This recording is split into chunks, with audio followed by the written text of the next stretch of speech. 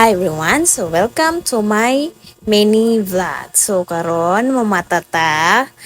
kay naatay iso nga ariglaron. So kainahan man ta di ta pwede ani magpaluya-luya, ta magpa feeling Disney princess kay wa man tay laing ka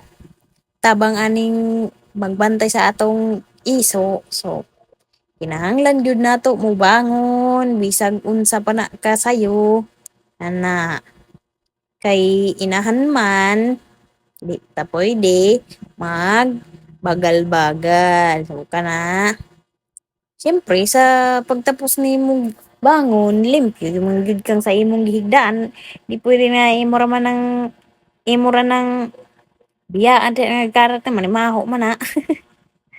nya ato pod ariglar ning atong bata nga sobra kalikot grabe kay suwadan ning bata kanang ikaw mahugta ng energy siya wa pa gihapon biskag nagahuwas-huwas ning bata kuwang ang isa ka oras nga energy niya na-drain na ko siya energetic paghapon so ana kay siyempre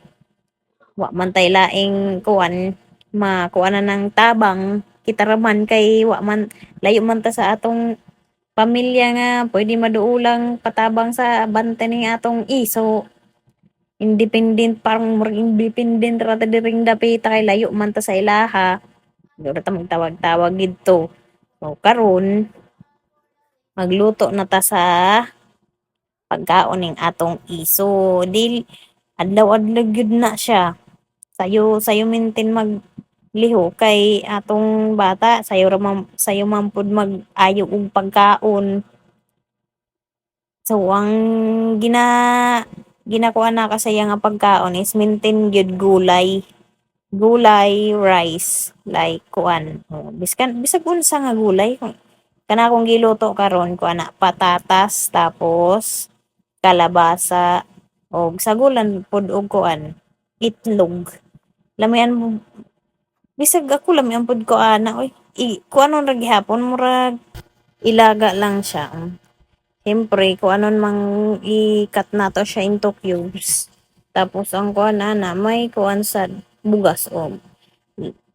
butangan og bugas para lugaw gid siya. Tapos pag mukulo na ni paghapit na mo kuha ng tubig ato nang ibutang ang binatil nga itlog.